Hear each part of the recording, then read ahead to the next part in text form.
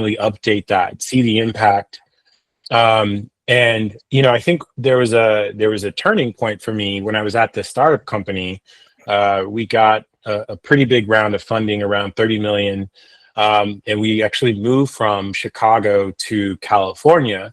Mm-hmm. And none of the other designers actually moved with us. I was the only designer, so I was tasked with, really kind of building the team. And so it was me doing the design work. It was me recruiting. It was building a talent brand in a place that no one knew about us, and getting people to work for a customer relationship manager. Like, no one graduates college trying to design for a customer relationship manager product. But I think we had a lot of design ethos in sort of our company.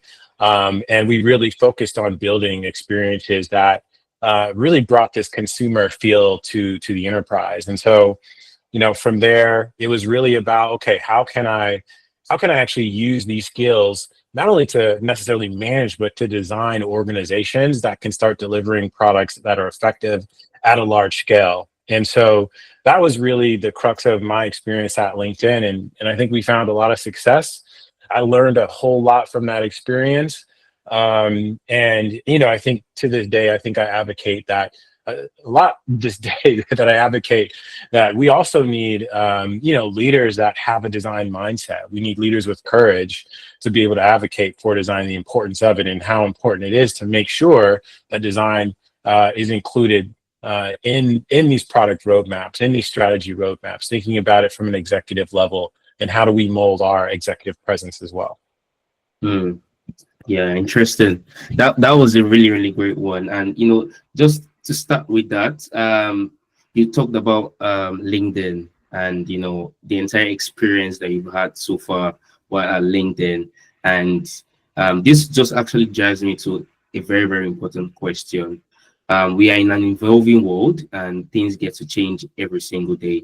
And what would you say? What's your take, basically? What's your take on the shift away from the traditional product design roles, and how do you think that sort of affects the value that we designers bring to the organization? Sure, it's a really good question. I mean, first off, it depends on how do you define what a traditional design role is. I think we've seen so many different types of conversation. Is it, UI versus UX? Is it specialized versus a generalist? I've always thought that it's important not only for us to develop skills from an execution perspective, right? Like, that's working in Figma, that's obviously, working with your engineers to shift things. But I think it's also being a really strong systems thinker. And being a strong systems thinker doesn't happen in a vacuum. You have to get all of your partners to work with you. You've got to work with research. You've got to work with business development. You've got to work with your product managers, and you got to think about go to market as well. And so I think, like, what we're seeing is, and I think I've seen this written in some other places, I think there's actually more or less a compression of sort of, there's almost kind of a compression from a time perspective, right? I actually think design has always had the ability of thinking about design from a compressed manner. The challenge is if you're actually having discussions about the right things. And so one of the things that I talk about that in ineffective organizations, we call this churn, right? So this might be, hey, you're working with a PM. This PM hopefully has a product requirements document, and you read that product requirements document and you figure it out. You know exactly what to solve. Like, they're actually putting these things out. The fact of the matter is that this is rarely how it works. Really what it comes down to is really asking the right questions. Do you truly understand what customers are, do you truly understand what the problem spaces that you're working in? And guess what? Sometimes that product manager that you're working with is wrong, right? Sometimes you both have no idea about it, but it's coming to this sort of a consensus to really work together. And so I think efficient teams have a really healthy balance of being able to have constructive discussions. I think people that have this very role specific type of, hey, I own this part of the design process, or I own this part of the design process, or the product development process, I'm not going to touch it. I think those are organizations that are actually going to be disrupted, right? I think it's the teams that are actually working together collaboratively, that are okay being uncomfortable, working in these shared sort of roles, are the ones that are going to succeed. And I think that's what you're starting to see a little bit more. It's not necessarily design has to take it from end to end with this, AI Mhm. driven, with sort of like these AI tools, but it's more or less like getting people to understand what could happen. What are the possibilities quicker? I think getting people to understand what those possibilities are requires a lot of storytelling. It requires actually a decent amount of practice to be able to articulate those things. Yeah. And that requires skill and that takes time. And so I think like that's where that compression is happening. I think it's just happening now across the market and people see what can happen. But guess what? That opportunity has always been there. Mm. Oh, okay. That's nice. Actually, I have another colleague of mine. His name is Emmanuel. Emmanuel, do you want to say hi? Hi, Harrison. Hello. Yeah. So, yeah, I have Emmanuel with me. Is actually the founder of Sections, and he had to text me and tell me that, yo, I want to come up, I want to come up, and right now he's here. So, Emmanuel, I would give you the floor for now. You can go ahead. Okay. All right. Thank you so much, Erastus, and Yeah. thank you, Ariston, for taking out the time to be here and have this conversation with us. So I have a couple of questions to ask, and I know Erastus has asked you a couple of them, but I think mine will be so focused on the evolution of AI and how this sort of affects us as designers, right? So as a design director at ex design director at LinkedIn, you're a crucial part of the recruitment process for designers, right? And how do you sort of determine what kind of designer to add on the team, especially now that AI seems to be like the obvious topic everywhere in the world? So what do you look out for? Like, so you get a designer apply for a job, what are you looking at in terms of that particular reality that we have right now? Sure. I think number one is always going to be systems thinking. Do you have a full picture of like the ecosystem of what you're working on? Uh, I will say these are probably maybe more or less so kind of characteristics, right? So I think active listening is extremely important. I think being really inquisitive and not afraid to ask questions. What I mean by asking questions is like if there's something that isn't really clear, actually leaning in and questioning, hey, can you articulate that? What do you mean by that? Maybe where is this assumption coming from? Um, Assumption isn't a bad word. Actually, sometimes we might be working in this world where we actually don't even know what the outcome of something is. But I think being able to be really clear in terms of saying, hey, we're not sure about how this might turn out, or maybe even understanding what are the potential consequences of this. Do we think about these risks or these extra use cases? Being able to put those things and those questions up front, I think, are actually really important. Also, I think being able to articulate in terms of experimenting and speaking to the why and what your hypothesis is also equally important. So I know that's kind of a lot. I think like one of the ways that you understand these types of things is from the questions that you ask during the interview process. Now, I will probably say that I'm not going to put all that on one designer to do that, right? Like I think ultimately we want to have a team where they're also supported with peers that are doing those things, because I truly believe that those types of behaviors, those types of skills are something that people should be striving for. And you should also be in an environment that I think is safe and that is constructive in terms of you getting there. Because I think like I always think about this as like, how can we multiply the efforts on the team? Right. And we know right now, not everyone is going to have all the skills to succeed right away. Because look, I ran like a series of podcasts. We were talking about like vibe coding, but we've been talking about AI for like 2 years and what it could be. And it was one of those things where it struck me that in November, it wasn't until some of these tools started to come out and people could use them. And so again, like I think it's just being curious, knowing what's going on. I think one of the parts that is going to be really important for people to understand is what is the effect of learning these things. Like, how would you actually use them? Because you don't want to go down this. I think there's balance with everything, right? Like, you don't want to have somebody that's overly obsessed with a tool to a point that they're not necessarily thinking about when you're at a point of diminishing returns. Sometimes tools can only take us so far to a point. It's still going to require you to have those core design principles to really succeed and be able to actually know when it's time to shift the conversation. Okay, cool. Thank you.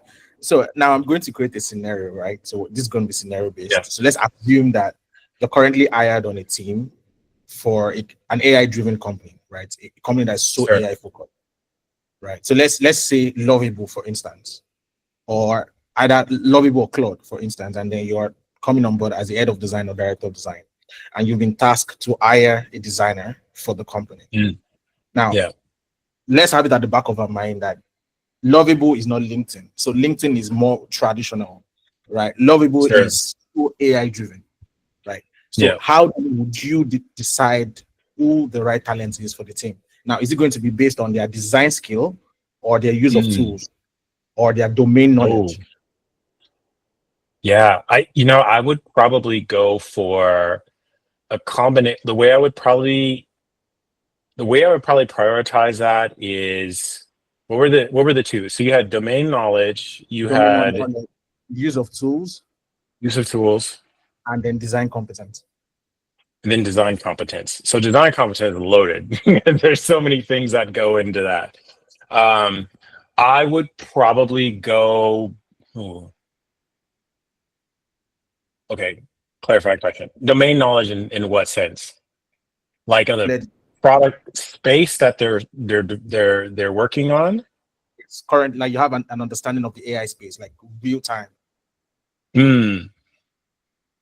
Ooh, that's a tough one.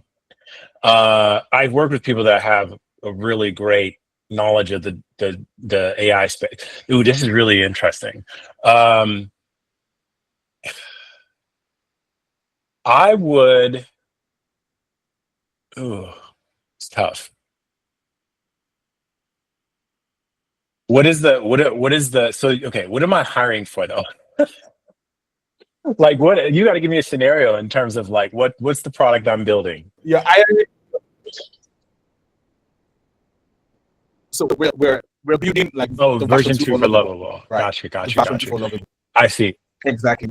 And then you need to I get see. someone. Okay. So I do think the domain space is important because I would probably assume we want to move fast. This person knows all the tools that are on the market. And so when and let's say maybe we need to deliver something within the next, I don't know, 30, 60, in the next quarter, right? So I would probably say somebody that has an idea of what's going on in the space. And then I would, and then the other, so then you have, so domain, I'm putting that first in this scenario. You've got design skills. And then what was the third again? I'm sorry. Knowledge of tools. I'm sorry. Is that in terms of execution? Yes, in terms of execution. Wow. Man,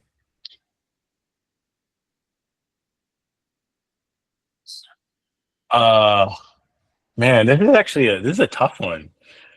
I would probably say, and the only reason I'm putting these things first, I'm going to move with the assumption that we need to move pretty quickly. So, I would actually put design second and use of tools third.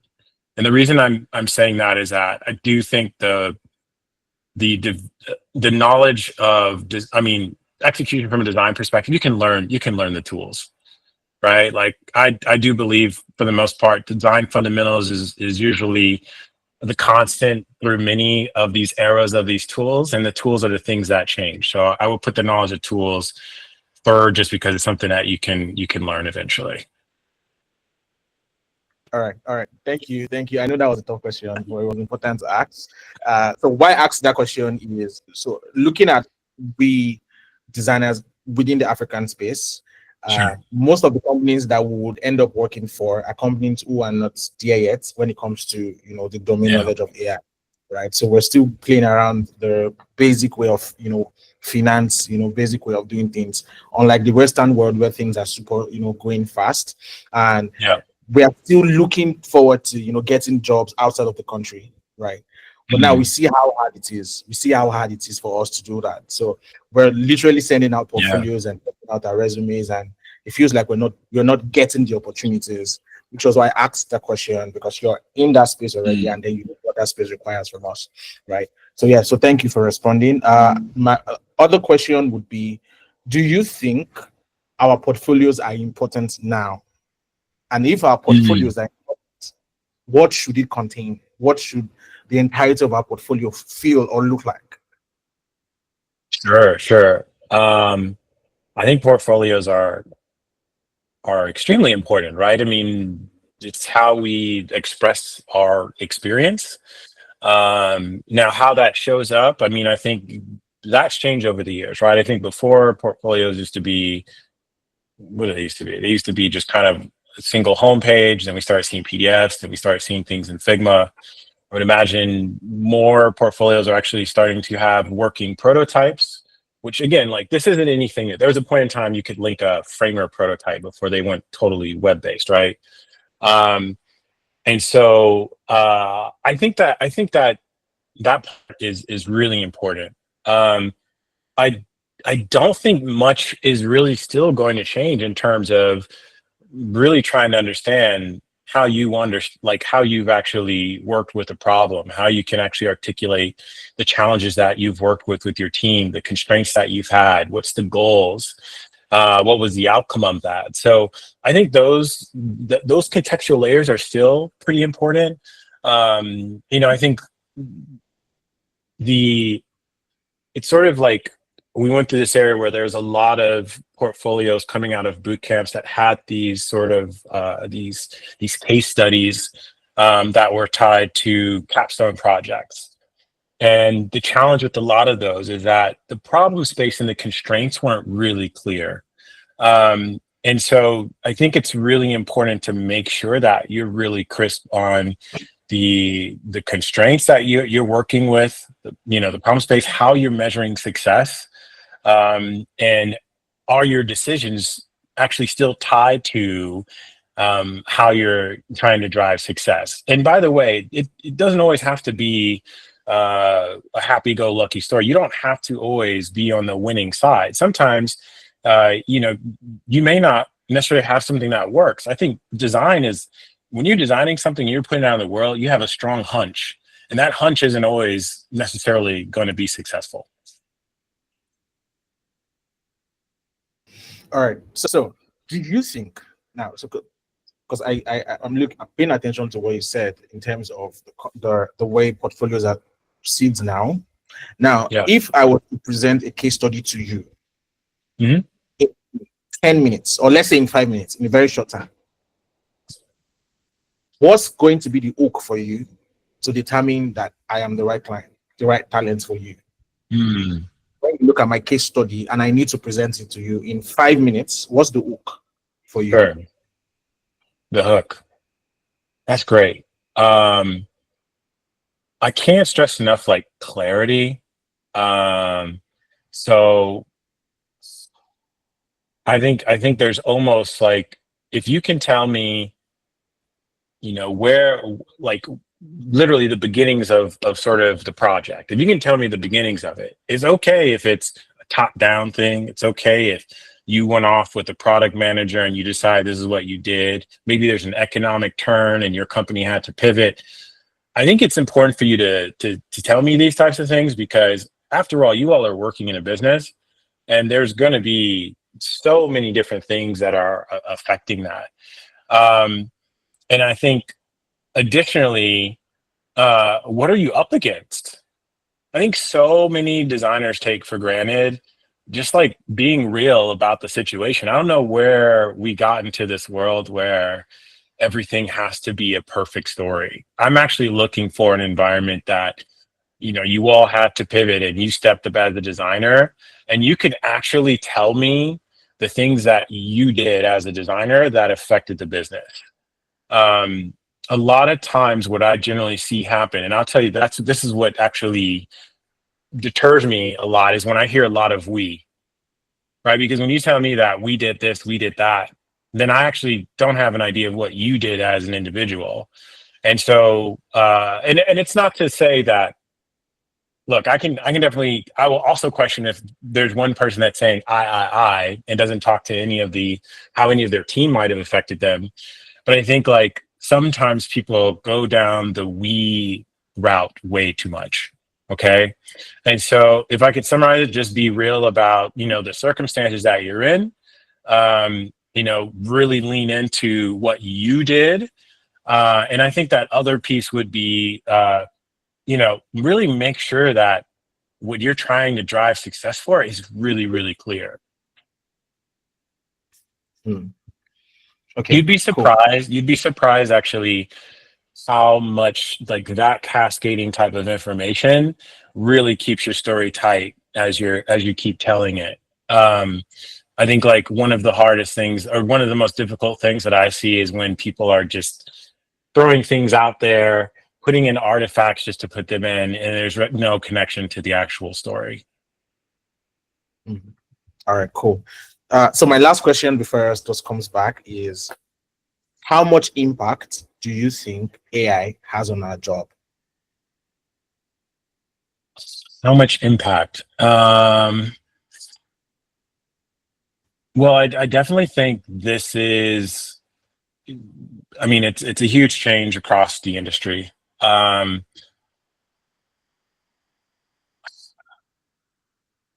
don't know. I can't quantify it for you.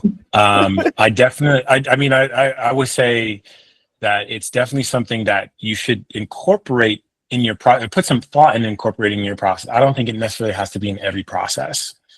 I think like there are a lot of things like AI is not going to fix broken experiences, y'all. Like there are experiences out there that if we just focused on actually fixing that a customer wants, would bring a lot of value. And I think it's important not to get stuck in like this theater of like, hey, look, I know this tool. I know it's very tempting. I know some companies are moving at it faster, and I think like experiment with it. If you've got the time and the bandwidth as an organization, I think it's a really good opportunity to maybe trial and do some things every once in a while, but it doesn't necessarily need to be a mandate, right? So one of the things that I always really encourage my designers to do is like, if there was something that they were passionate about and there was a team that had, the affinity or not the affinity, but that had the appetite and the time to work on something that incorporated, it doesn't necessarily have to be AI, it could be a new process, then try to trial it. Find something small that you can do it in. Really try to create sort of like a minimum viable product, if you will, and try to prove that out. If you try and boil the whole ocean or change the whole organization, I think that's going to be a lot more difficult for you. So just try something small, right? Maybe put that on your OKR, your goals for the next quarter that's coming up, and see what can stick.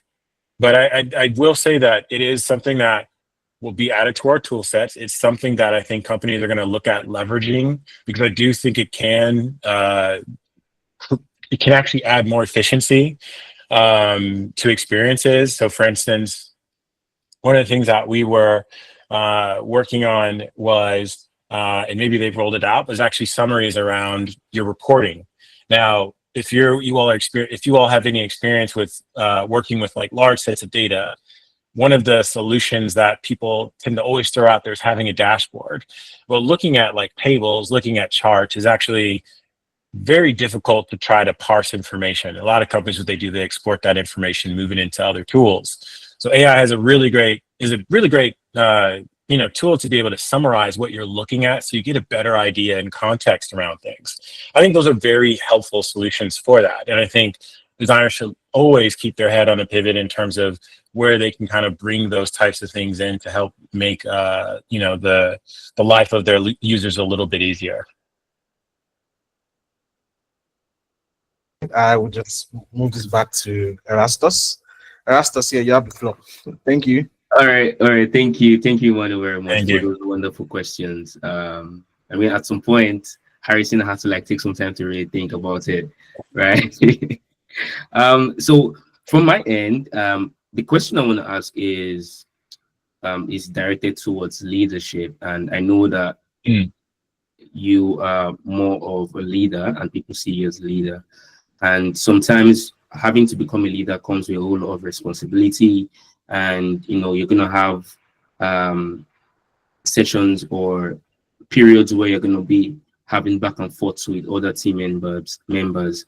And the question I want to ask is, what would you, for people who want to become leaders now, what would you say are the underrated traits that most young people have, and would sort of be an hindrance for their growth as leaders?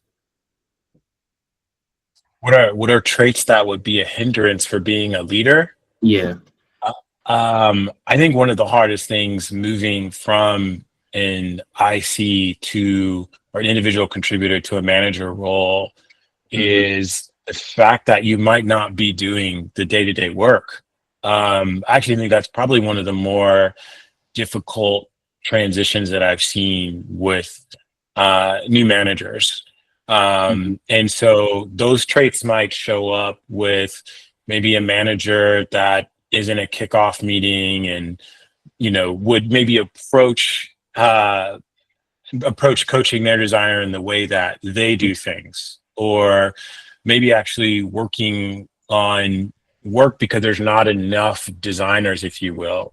And so the challenge with that is you're not necessarily, what's taking your attention away designing something is taking away from you actually managing your team, and also maybe even being in the right conversations with product or engineering teams. So I think like that is one of the biggest challenges, and I think that all ICs will go through that. I mean, I've even gone through that myself. And I think also just being in a position of leadership, sometimes people equate that with power, that all decisions have to go through you and you're always right. And in actuality, you're always learning. Not every single day is the same. You don't get that heads down time that you used to have as an individual contributor work on projects. So it's definitely a shift. And one of the things I really encourage with aspiring managers is to really be comfortable in being like who you are, because a big part of your role is dealing with people. Majority of your role is dealing with people. And so you've got to get really comfortable with having conversations that sometimes aren't the easiest. But I think that requires, I would say that requires like practice. I think that requires tooling. And I think for me, when I went through that, when I went through those periods, I think those were very transformational for me, because that ultimately allowed me to show up, as authentically as I can be, at least in the workspace. Okay. Thank you very much. We've actually had a really nice conversation so far. For every single person on this call, if you have questions, you can go ahead and scan the code right on your screen. But if you want to say something, that's fine. You can just raise your hands. I'm going to bring you in. But if you want to ask your questions anonymously, you can scan the code and ask your questions, and I'm definitely going to receive it as well. So I have some really fun questions. I mean, let's shift from the entire professional aspects. Now I'm going to a really fun aspect. But before I move into that aspect, I would like to bring Samuel on board. I think he has a question for you. So yeah, Samuel, you can come up. Okay. Thank you very much. Um, Thank you very much, Harrison, for everything you've been saying since. I've been really learning a lot from everything. So my question will be, it will be a follow-up question from what Emmanuel has asked earlier on. And that is, when you're reviewing a portfolio, beyond seeing the person's design and professional life, do things about that person beyond their professional life also matter to you? Or and at what extent should a person go to say things beyond their professional life that becomes really unnecessary? Or should Hmm. they even be included at all in your portfolio? Yeah, it's a good question. I I mean, it's good if you tell me what you do outside of your professional life, if you so choose it. Um, that really isn't a part of what I would consider. Um, that feels like maybe even a stretch if that's something. Like if you have passions that maybe there's some intersection with design, then I think that's great. But no, I'll say that maybe this is the case of just working with a large company. If I have an open role, um, easily within a week there can be 400 applicants. So I just don't have the time to go beyond what ends up in sort of the application pool, which is usually a link to their portfolio, which I'm looking at. Um, Maybe I'm looking at the resume, but I mean that's what LinkedIn is for. Mhm. But that's about it. Okay. Yeah, thank you very much. So the main reason why I asked this question is because I've had a couple of people, and including myself, being in situation where the reason for rejection sometimes is because we don't know much about you as a person, Mm. except for what you've done as a designer. So yeah, that's the major reason why I asked this question. And it is something, my friend Emmanuel has also experienced too. So that's why Mm. I kind of asked this question. And I think the last question I will ask again, you kind of touched it, but I just want to, note the ratio of how these things works, right? When you say something about you don't want to hear a lot of we. We've Mhm. also been in situation where we don't want to hear a lot of I. So what That's true. ratio should we be looking at when it comes to, these things? Because I can tell you that a lot of designers here right now in this meeting, they are probably solo designers in their organization. So most of Sure. the things they do, they are taking the whole decisions themselves. So how do we Sure. then balance? Of course, there are places where product manager and all of that comes in, but most of the things you are taking a solo decision. How do we Sure. then incorporate some of these things into probably case study or your portfolio that won't take away from the work you did, but at the same time, you don't want to just sound like, oh, I did everything by myself, all Yeah. alone, without any help. That can also send a signal that you're Yeah. not a team player and all of that. So at what ratio should we be, looking at, and how much can we do it before we get overboard with I Yeah. or we? Yeah. Yeah, that's a good call out, right? And that's exactly what I don't want you all to do either. So an easy way to that I think is to establish that is that the beginning of your portfolio, just tell people, or your case study, just tell people, hey, this is the team that I was working with. Maybe you were the only designer, then call that out. One exercise that I have people do on their portfolio or their case study is actually go over it again and write it in a Google Doc without having any of the artifacts on there. Um, when you're actually reviewing, like really kind of think about like in the timeline of that case study or that project, where were there like key decision points that made you uncomfortable where you had to make the call? And you might want to maybe emphasize that in your case study, right? Because I think these are the points that really, really matter. Um, the one thing that happens quite a bit when I've actually mentored some folks, when I've coached folks actually through improving their case studies, a lot of times I will ask them questions and they will answer with more color of like what actually happened than what they wrote in their case study. I'm not sure why that is. I don't know if it's because people feel that they need to follow a template model just like everyone else, but those are the things that make you stand out, that are unique. And so establish up front who your team is. I think those things start to come into play when you say, okay, I made this decision, or maybe the company was moving this direction. Maybe the PM contributed to this or was supportive. Just be able to just be sure to kind of call those things out, because it'll balance itself if you're actually the owner of the work, okay, and you're making some of these decisions. All right. Thank you very much. Yeah, that would be my question. Okay. Thank you very much, Samuel. Does anyone have any other question that they would love to ask? You can raise your hands if you can. Okay. So no one has a question. So I'm going to dive into the phone questions I have for you. Right. Okay. And I think it's just one question, basically. So if you weren't a designer today, what would you be doing? Oh man, that is a good question. If I wasn't a designer today, Mhm.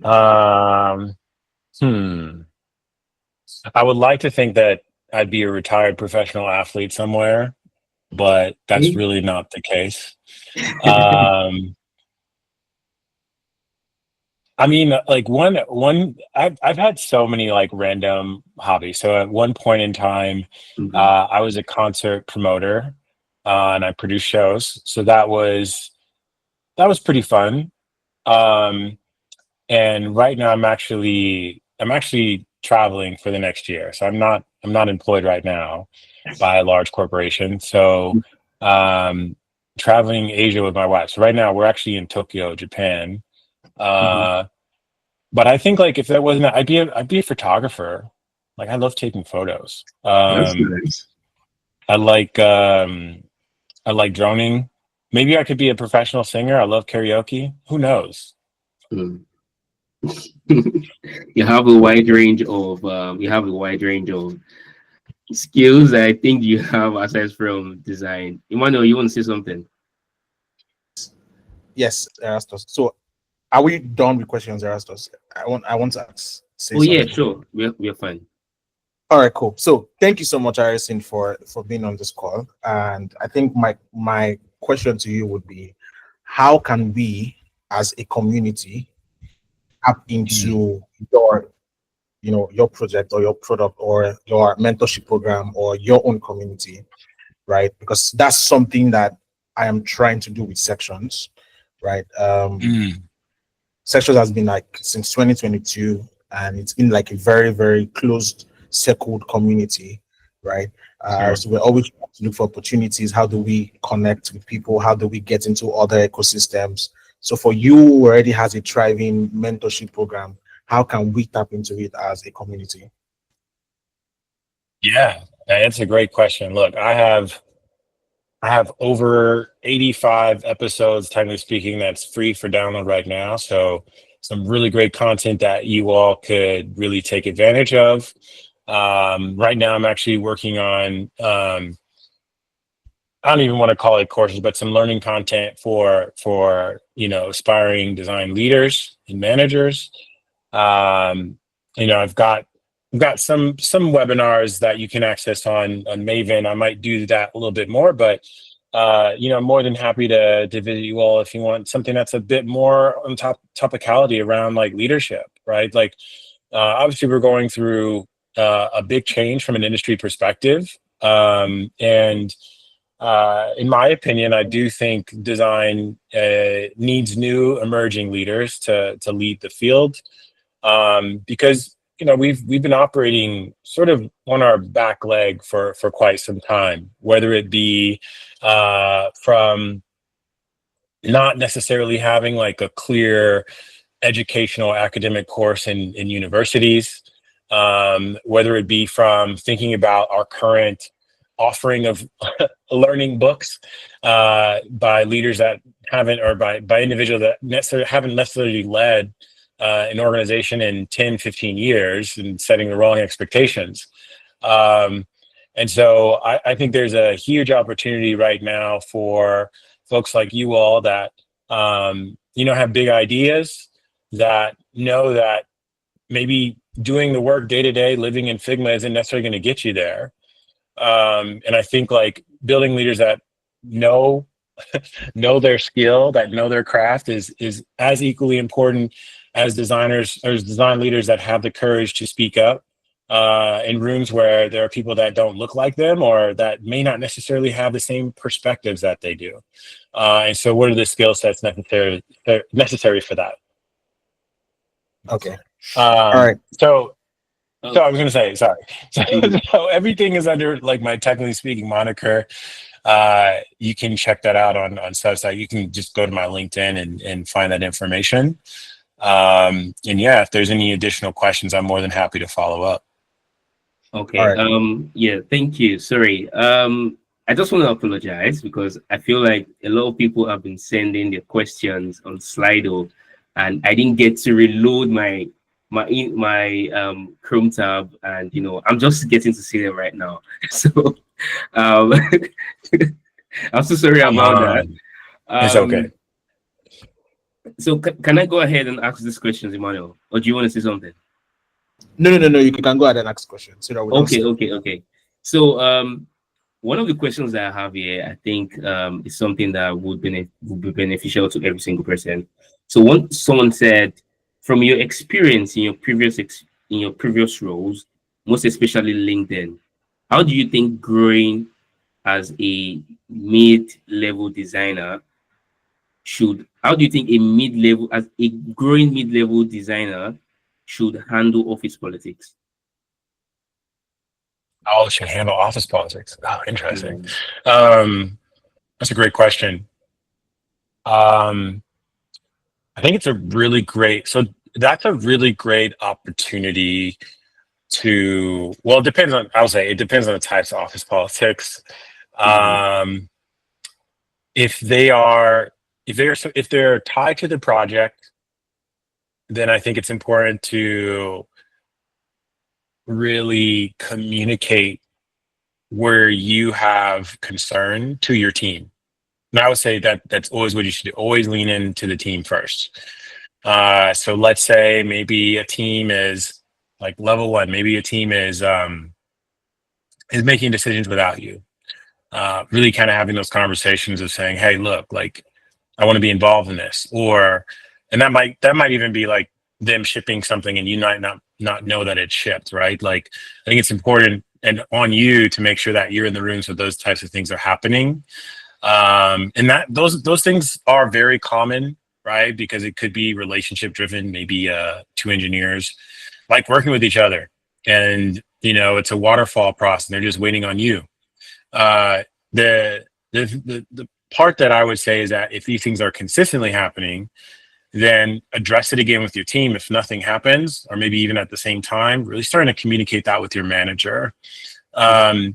There's a important piece to making sure, or that I like to consider visibility. And sometimes visibility is really important. We use this word like a lot. You want to be visible. We only talk about visibility in a very positive light. Like, we want to be visible for promotion.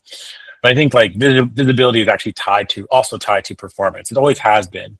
And so it's important to understand that, when we're thinking about 6 months or 12 months from now, we're going to look back in terms of where these points are, in terms of the opportunity for you to speak up and change what the outcome could be.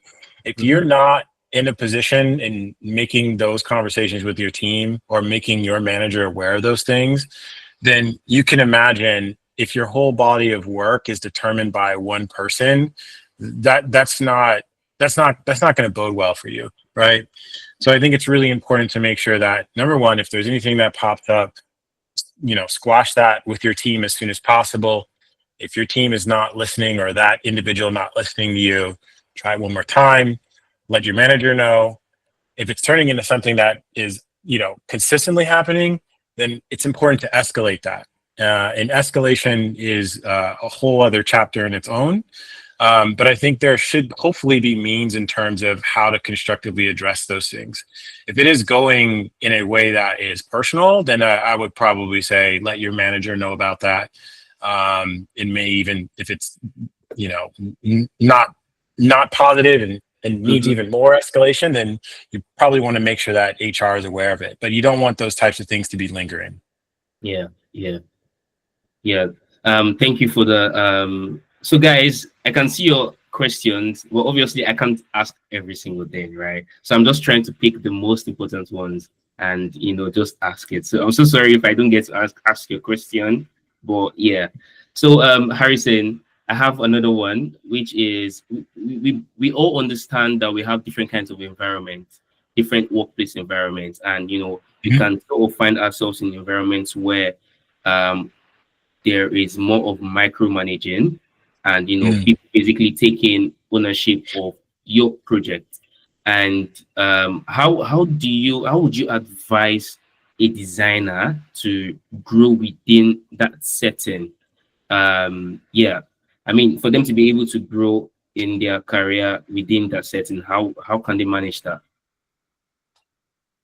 I don't think there's a lot of growth in micromanaging environments, partially because you are going to be in a very reactive state because you just don't know, the why behind it. So that would probably be maybe an approach, is to approach that individual or approach your manager to understand why there is micromanaging. That oftentimes is a sign of mistrust, and really kind of getting to the bottom of like, okay, like where is this coming from? And how is this affecting your work? I think that's a great place to start. And again, as you're starting to see here, right? Like I think I had this question like earlier.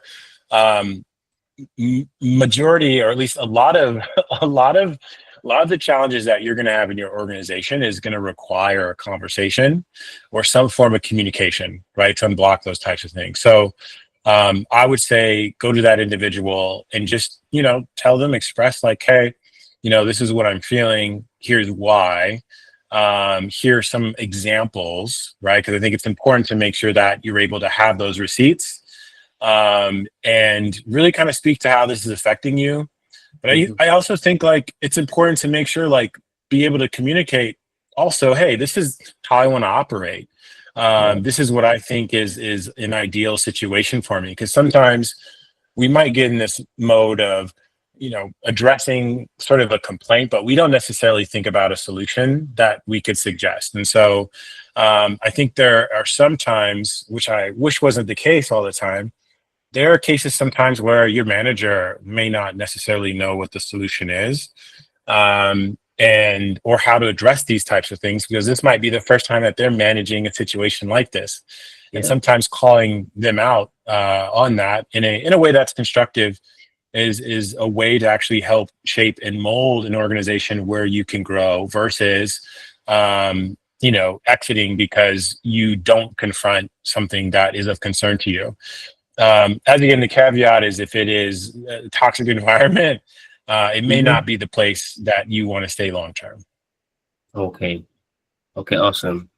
Thank you for that. And I'm just gonna ask one last question from just assuming that we had no LinkedIn or we had no social media, right?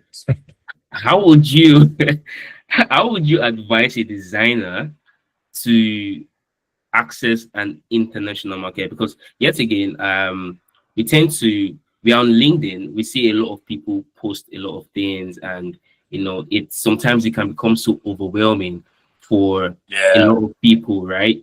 So the chance to like put yourself out there and show what you can do is somewhat limited, because there's not so much you can do, right? You just have to like just do a post, and people say it. But are there like other approach that designers can actually adopt to make themselves much more visible and access the international market? Hmm. That's a tough one. You're saying if a social media didn't exist, but I will say I will say though, like social media has done a really amazing job of connecting people. I mean, I'm connected with you all, and I would even say before COVID. I mean, I think the way that designers connect has changed and transformed so much even since 2020. Um, so I won't discount social media. Um, I'm curious, like, is the maybe clarifying question, like, what's the motivation behind like getting international? Is it jobs? Is it job opportunities? Yes, Um, job opportunities. Yes. got it. Um, man, I wish I was an economist, but I'm not. Um, the best you can do right now is to put yourself out there. Um, I will say that um, it's really interesting. So I was in Korea for like 2 months, and had a really fascinating experience there because in Korea they have this app called Naver, and Naver is essentially like their version of a super app. So it's like their version of Google Maps. Mhm. Um, and one of the things that was fascinating about it is that it's only geo locked to Korea. So you're not necessarily searching every place in the world, but you're getting more accurate results on this app than you're getting on Google Maps. It was just really fascinating to see a Mhm. super hyper local experience. And like I would almost say it's like, is there opportunity where you're at right now to build something that uh, is super innovative, where you're able to make those decisions and learn quickly to a point that you might have an experience building something that touches a wide array of people than something at necessarily a large scale, right? Because when you're thinking about like your Metas, your Googles, your Microsofts, they're obviously at a super large scale. Yeah. That I think is a very, I mean, it's not, an average person just not going to reach that scale Yeah. in a matter of 6 months. And so, you know, the reason I say that is I think the job market is extremely um, fickle in the sense of these large companies, right? Like your Mhm. Amazons, like they are laying off so many people, and it's so difficult to know. I think like visa requirements, at least in America, do with the current administration are just a lot more difficult. So it's not a favorable time in that sense. I Mhm. do think some of these AI driven companies, some of these newer companies are probably where you want to see if you can put your foot in the door. And the difference with startup companies versus large organizations is that they're going to want to see more recent work that you're able to upstart on your own. And so I do think like AI could be one of those opportunities to build some of these apps that people are actually using, and that you can actually develop some of that narrative around. I think that's the challenge that we're going to start seeing with potentially some of these, some of our portfolios, Mhm. is that now people might want to see something that's actually working. Um, and so I would maybe try to switch it up. I do think things are changing. I think we're going to have to kind of mix it up in terms of how we become ideal candidates in these situations. Mhm. Um, I think there's a point when we think about like craft and execution. I think you may have spoken to this earlier. I think high execution on visual design is almost like a standard, Mhm. right? Like if it's not, I don't even want to say perfect. If it's not to a high degree, then I think it's gonna be a little bit more challenging for you. As in, yeah. And I think the reason behind that is because everyone has access to these tools now. Mhm. And so you really need to be thinking about like what's the differentiator. And I do think the storytelling is a big part of it. I do think connecting and making sure that that conversation is cohesive. But I also Yeah. think having experience like delivering is going to be something that is going to be almost more or less like required now. Okay. Okay. That was very, very insightful. I want to thank you very much for your time. I want to thank you for coming to join sections as a whole, and we are definitely looking forward to more sessions like this with you.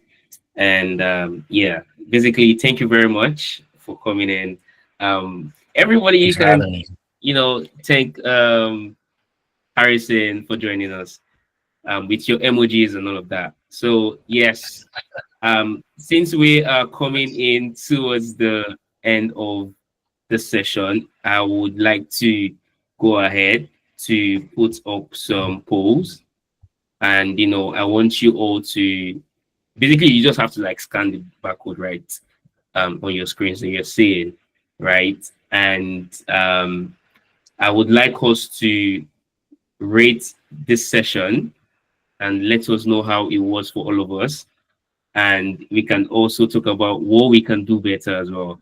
And what we are trying to do basically is just to do things that would benefit. Oh, that's a lot. Well, we are trying to do a lot of things to really benefit the community, and just to ensure that every single person within the community gets to grow properly. So yes, we can go ahead and share our opinions about this particular session. And yes, that's it. Thank you very much. Emmanuel, do you want to say anything? Yeah, I want to say thank you so much, Yeah, of Harrison. course, indeed. It's rare that we get someone as big as this come join us to talk and share their time with us, and hopefully we hope to do more with you. I'm pretty sure that when we reach out, you'll be able to give in to us. So, but thank you so much again for doing this, and